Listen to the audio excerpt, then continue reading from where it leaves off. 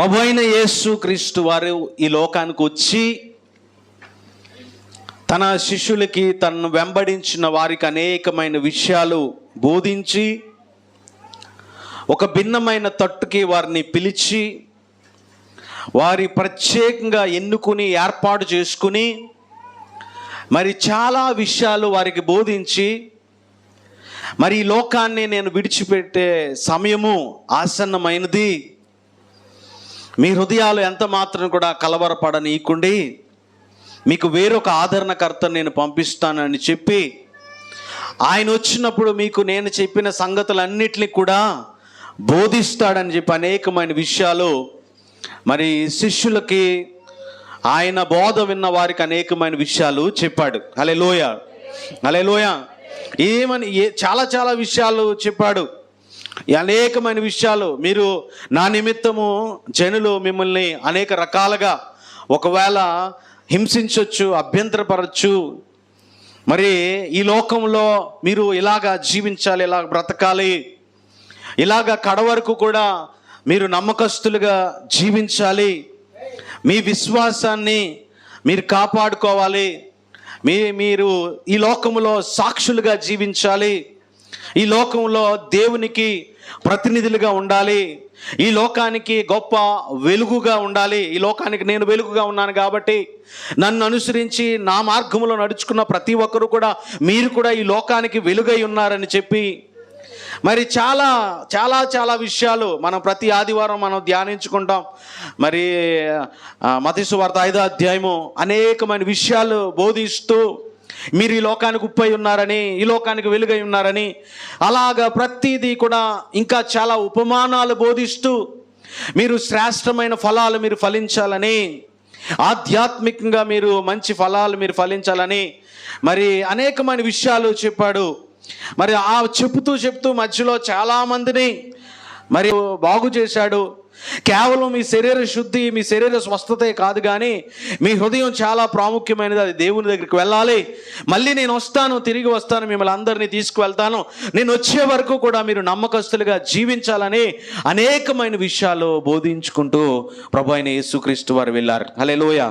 చెప్పడానికి ఇంకా చాలా ఉన్నాయి కానీ ఆయన ఇంకా లాస్ట్ మూమెంట్లో ఆయన ఈ లోకముకు వచ్చి తండ్రి చిత్తాన్ని నెరవేర్చడానికి ఈ లోకానికి వచ్చి ఆయన ఏ పర్పస్ మీద వచ్చాడో, ఏ ఉద్దేశం మీద వచ్చాడో ఆయనకు తెలుసు. కాబట్టి ఆయన రాత్రి మరి గెత్సేమనే తోటలోకి వెళ్ళి ఆ రాత్రి అంతా కూడా ప్రార్థన చేస్తూ గడిపాడు. హల్లెలూయా. ఇంకా రేపు పొద్దున్న మరి ఆయన అప్పగించబడతాడు. ఆయన అప్పగించబడి ఆయన మరి మరణానికి చేరువుగా, మరణానికి సమీపంగా ఉన్నప్పుడు ఆయన హృదయం ఎంతో వేదనతో నిండి, ఆయన హృదయం ఎంతో బాధతో ఉండి ఆయన ప్రార్థన చేయటానికి గెత్సేమనే తోటలోకి వెళ్ళి వేదన పడుతూ దేవుని సన్నిధిలో ప్రార్థన చేస్తున్నాడు. హల్లెలూయా. గట్టిగా దేవుని స్తుతిద్దాం. ఈ విషయాలన్నీ మీకు ఎక్కడ కనిపిస్తాయంటే మత్తయి సువార్త 26వ అధ్యాయంలో ప్రతి మాటలు కూడా కనిపిస్తాయి. అయితే ఎందుకు ఈ ఉదయకాల సమయంలో నేను ఈ మాటలు నేను జ్ఞాపకం చేస్తున్నానంటే పేతురు, యోహాను, ఇంకా చాలామంది శిష్యులు, యాకోబు, ఇంకా చాలామంది శిష్యులు ఆయనతో కలిసి ఉండి ఆయనతో కలిసి ఉండి ఆయన చేసిన అద్భుతాలు, ఆశ్చర్య కార్యాలన్నిటిని కూడా చూచి ఆయన చేసిన వాటిని అన్నిటిని కూడా గమనించి వాటిని అన్నిటిని కూడా గ్రహించి నిజంగా ఇతను దైవ కుమారుడు, దేవుని యొక్క శక్తి చేత నడిపించబడుతున్నాడు, అనేకమైన అద్భుతాలు ఆశ్చర్యకార్యాలు చేస్తున్నాడనే విశ్వాసం ఉంచి ఆయన్ని వెంబడించి ఆయనతో నడిచిన అనేక మంది శిష్యులు. హల్లెలూయా, హల్లెలూయా.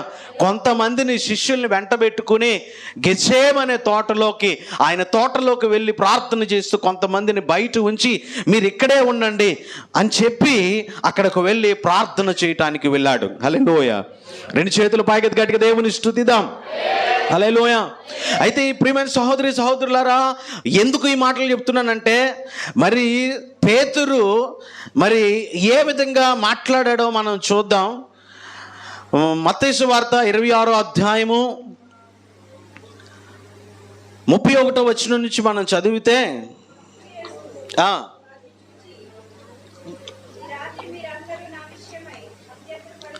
అప్పుడు యేసు వారిని చూచి, ఈ రాత్రి మీరందరూ నా విషయమై అభ్యంతర పడుతురు. హల్లెలూయా. ఏంటి వీళ్ళందరూ కూడా యేసు ఏం చెప్పాడంటే, వారిని చూచి మీరందరూ కూడా నా వల్ల మీరేం చేయబడతారంటే అభ్యంతర పడతారు. నా వల్ల మీరు అభ్యంతర పడతారు. ఎందుకు అని అంటే, ఎలాగనగా గొర్రెల కాపరిని కొట్టుదురు, మందలో గొర్రెలు చెదిరిపోవునని రాయబడి ఉన్నది కదా.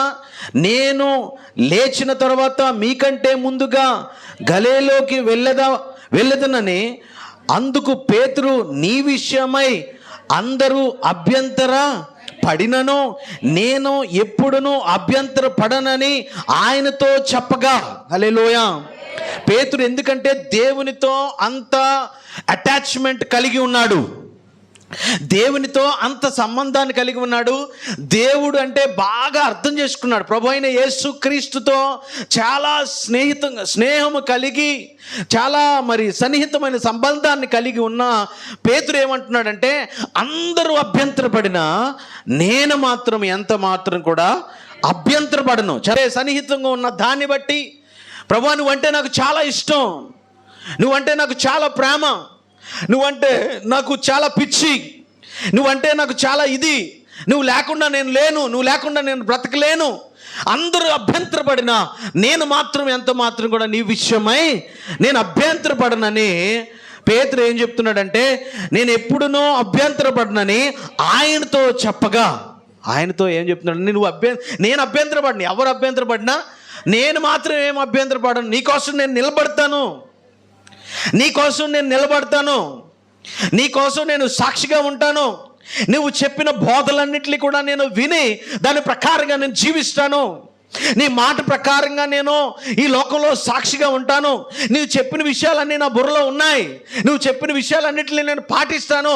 నువ్వు ఎంత మాత్రం కూడా నీ విషయమై నేను ఎంత మాత్రం కూడా అభ్యంతరపడినని చెప్పి పేతురు ప్రభు అయిన యేసు క్రీస్తు వారికి చెప్తున్నాడు. హల్లెలూయా. గట్టిగా దేవుని స్తుతిద్దాం. హల్లెలూయా. రక్షింపబడిన మొదటిలో కూడా మనము ఆ విధంగా చెప్పి ఉంటాం కదా.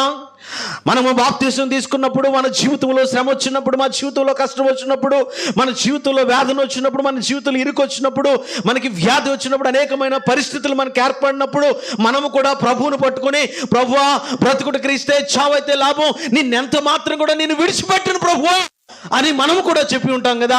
హల్లెలూయా.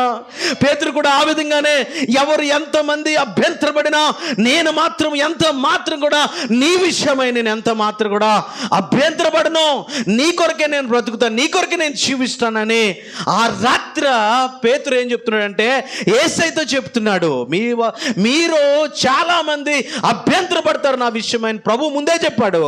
అయినా అందరూ అభ్యంతరపడతారు, కానీ నేను మాత్రం ఎంత మాత్రం కూడా అభ్యంతరపడను. హల్లెలూయా. గట్టిగా దేవుని స్తుతిద్దాం. ప్రియమైన సహోదరి సహోదరులారా, ఈ మాట నేను ఎందుకు జ్ఞాపకం చేస్తున్నానంటే, మొదట మనము ప్రారంభించిన విశ్వాసము అంతం మట్టుకు మనం గట్టిగా చేపట్టాలని చెప్పి అపోజిట్ పౌలు మనకి తెలియజేస్తాడు. హల్లెలూయా.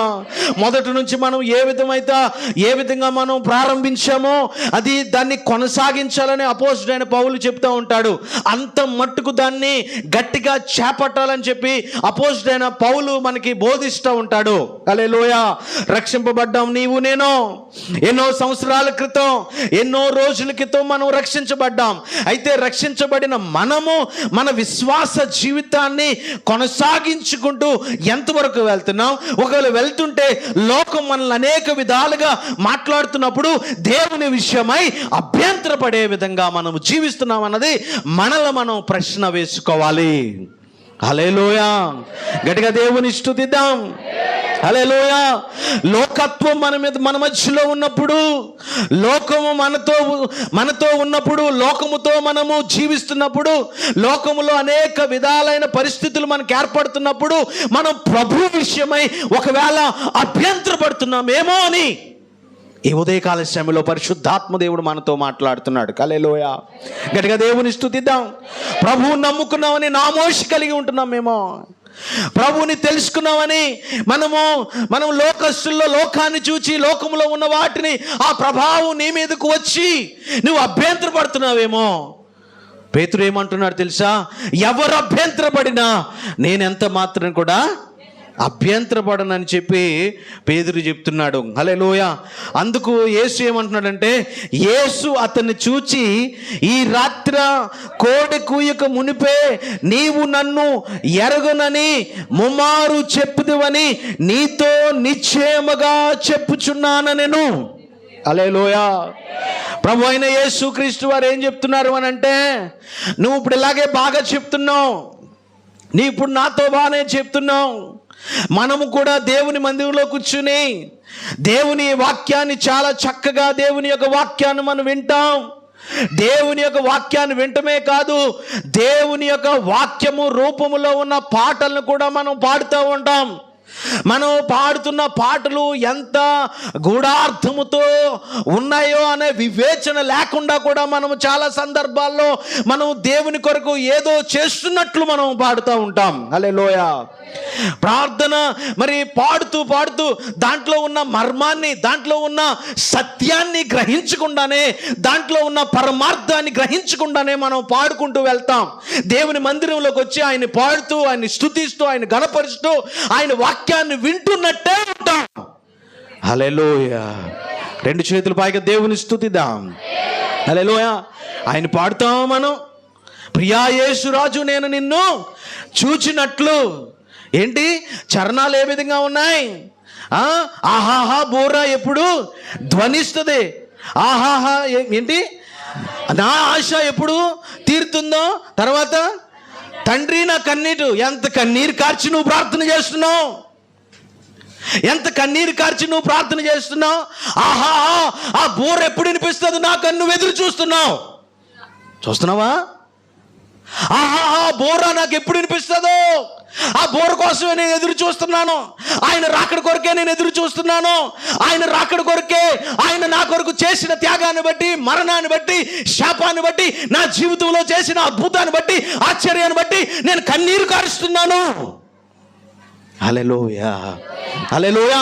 ఆహా బోర ఎప్పుడు వినిపిస్తుంది, ఆహా ధ్వని ఎప్పుడు అనుస్తుంది, ఆహా నా కన్నీరు ఎప్పుడు తుడుస్తుంది, ఆయన కన్నీరు కొరకు నేను ఎదురుస్తున్నానని ఏం చేస్తున్నావు నువ్వు? దేవుని మందిరంలోకి వచ్చి దేవుని యొక్క సన్నిధిలో పాడుకుంటూ వెళ్తున్నాం. గట్టిగా దేవుని స్తుతిద్దాం. హల్లెలూయా. ఇంకా చాలా చక్కటి మాటలు, ఆ లిరిక్ మీరు చదవాలి. దాంట్లో ఉన్న ఆ యొక్క మాటలో మనము దాన్ని అర్థం చేసుకోవాలి. అర్థం చేసుకుంటే నీ జీవితం వేరే రకంగా ఉంటుంది. అర్థం చేసుకుంటే నీ లైఫ్ చాలా భిన్నంగా ఉంటుంది.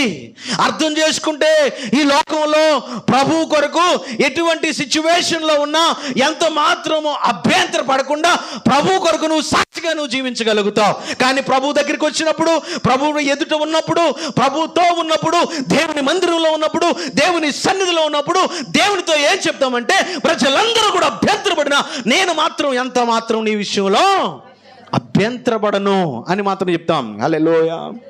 పేతురు కూడా అలాగే చెప్తున్నాడు. ఏమంటున్నాడంటే, నేను ఎప్పుడునూ అభ్యంతరపడనని ఆయనతో చెప్పగా, యేసు అది చూచి ఈ రాత్రే కోడి కూయకు మునిపే హృదయాంతరంగాలు ఎరిగిన దేవుడు. హల్లెలూయా. హృదయాంతరంగాలు ఎరిగిన దేవుడు. నువ్వు ఎంతగానో నీ మనస్సు, నీ హృదయం, నీ వైఖరి, నీ వ్యక్తిత్వం ఆయన ఎరిగిన వాడు. పేతురు యొక్క మనస్సు ఆయన ఎరిగిన వాడు. ఆలోచన పుట్టక ముందే, ఊహ పుట్టక ముందే ఎరిగిన వాడు. ఆయన ఏం చెప్తున్నాడు అని అంటే, ఈ రాత్రి నువ్వేం చేయబడతావంటే, ఇంకా తెల్లవారక మునిపే నా విషయంలో నువ్వేం చేయబడతావంటే అభ్యంతరపడతావు. హల్లెలూయా. అభ్యంతరపడతావు. నా విషయంలో నువ్వు అభ్యంతరపడతామే కాదు, అభ్యంతరపడతావు, అబద్ధం ఆడతావు, నిన్ను నువ్వు మోసం చేసుకుంటావు, నిన్ను నువ్వు బాధపరుచుకుంటావు, నిన్ను నీవు ఏం చేసుకుంటావు అంటే నిన్ను నువ్వు గాయం చేసుకుంటావు, నువ్వు అభ్యంతరపడతావని ప్రభు అయిన యేసుక్రీస్తు వారు ముందుగానే పేతురుతో చెప్పేశారు. హల్లెలూయా. రెండు చేతుల పైగా దేవుని స్తుతిద్దాం. హల్లెలూయా. ప్రియమైన సహోదరి సహోదరులారా, ఈ విశ్వాస జీవితంలో మరి రకరకాలైన పరిస్థితులు మనకి ఎదురవుతున్నప్పుడు మనం ఎంత మాత్రం కూడా ప్రభువుని ఎంత మాత్రం కూడా విడిచిపెట్టకుండా విశ్వాసాన్ని కర్త దాన్ని కొనసాగించేవాడైనా యేసు వైపు చూస్తూ మన విశ్వాస జీవితంలో ముందుకు వెళ్తా ఉండాలి. హల్లెలూయా, హల్లెలూయా. మాత్రం కూడా మనం అభ్యంతరపడి మన విశ్వాస జీవితంలో దిగజారిపోకూడదు. హల్లెలూయా. నీ రక్షణను కొనసాగిస్తున్నావా? నీ విశ్వాసాన్ని ముందుకు తీసుకెళ్తున్నావా? నీ భక్తిని నీవు గ్రోయింగ్ అవుతున్నావు. నీ భక్తిలో, నీ విశ్వాస జీవితంలో ఆధ్యాత్మికంగా ఎదుగుతున్నావా అన్న ప్రశ్నను వేసుకోవాలి. పేతురైతే ప్రభు అయిన యేసు క్రీస్తు దగ్గర సుమారు 33 సంవత్సరాలు ఆయనతోనే ఉండి, హల్లెలూయా, గట్టిగా దేవుని స్తుతిద్దాం. హల్లెలూయా. ప్రభు అయిన యేసు క్రీస్తు వారు 33 సంవత్సరాలు ఈ లోకంలో జీవించినప్పుడు మరి పేతురు ఎప్పుడైతే ఆయన కనుగొని, ఆయన తెలుసుకుని, ఆయన వెంబడించడం మొదలుపెట్టాడో అనేకమైన అద్భుతాలు, ఆశ్చర్య కార్యాలు చూశాడు, స్వస్థత కార్యాలు చూశాడు, గొప్ప కార్యాలు చూశాడు. ఆయన వెంబడిస్తున్నాడు, ఆయన ఫాలో అవుతున్నాడు. ఆయన ఫాలో అయ్యి ఆయన ఎగ్జాంపుల్స్ అనేకమైన విషయాలు గ్రహించినప్పటికీ కూడా ఆయన ఏం చేయబడ్డాడంటే అభ్యంతరపడ్డాడు. హల్లెలూయా, హల్లెలూయా, హల్లెలూయా. మనం పడమ అభ్యంతరం? ఏం చేయబడ్డాడు? అభ్యంతరపడి ఏమంటున్నాడంటే, యేసు ముందుగానే వాటిని అన్నిటిని గ్రహించాడు కాబట్టి ఏమన్నాడంటే, ఈ కోడి కూయక ముందే నీవు నన్ను ఎరగవని ముమ్మారు చెప్పుదువని నీతో నిశ్చయముగా చెప్పుచున్నానెను. హల్లెలూయా. ఏమన్నాడు? నువ్వు నన్ను ఎరగవని, నువ్వెవరో నాకు తెలియదని. హల్లెలూయా, గట్టిగా దేవుని స్తుతిద్దాం. హల్లెలూయా. కొన్ని సందర్భాల్లో, కొన్ని పరిస్థితుల్లో, అప్పుడప్పుడు మన యొక్క జీవితంలో కొన్ని పరిస్థితుల్లో ప్రభు ఎవరో మనకి తెలియనట్లు, రక్షణ అంటే మనకి రక్షణ లేనట్లు, ఏంటి రక్షణ లేనట్లు, హల్లెలూయా, రక్షింపబడలేనట్లు, బాప్టిజం తీసుకోలేనట్లు, మనం ఎప్పుడు పాటలంటే మనకి తెలియనట్లు, వాక్యం అంటే తెలియనట్లు, మరి పరిశుద్ధాత్మ అంటే, దేవుని యొక్క వాక్యం అంటే, అసలు లివింగ్ ఫెలోషిప్ అంటే మనకి ఎప్పుడు కూడా తెలియనట్లు, కొన్ని సందర్భాల్లో, కొన్ని ఏరియాల్లో, కొన్ని ప్రదేశాల్లో మనము అభ్యంతరపడుతూ ఉంటాం. హల్లెలూయా. ఏం చేయబడతాం? మనం అభ్యంతరపడుతూ ఉంటాం. కొన్ని సందర్భాల్లో మనం ప్రభు ఎవరో మనకి తెలియనట్లే మనం ప్రవర్తించుకుంటూ వెళ్తాం. హల్లెలూయా. అందుకే మన బలహీనతలన్నిటిని కూడా ప్రభు అయిన యేసుక్రీస్తు వారు ముందుగానే ఏమి ఉన్నారు. అందుకే మన బలహీనతలన్నిటిని బట్టి, మన పాపములను బట్టి, మన శాపమును బట్టి ఆయన మరణం అవటానికి సిద్ధపడ్డాడు. ఆయన ప్రాణం పెట్టడానికి కారణం ఏంటంటే నీ బలహీనత. ఆయన మరణం అవటానికి కారణం ఏంటంటే నీ యొక్క వ్యక్తిత్వం ఆయనకి తెలుసు, నీ పరిస్థితి ఆయనకి తెలుసు, నీ శరీరంలో పోరాడుతున్న ఆ భయంకరమైన పరిస్థితులన్నీ ఆయనకి ముందుగానే తెలుసు. కాబట్టి నీ కోసం, నా కోసం, మనందరి కోసం ఆయన తన పరిశుద్ధమైన రక్తాన్ని కార్చాడు.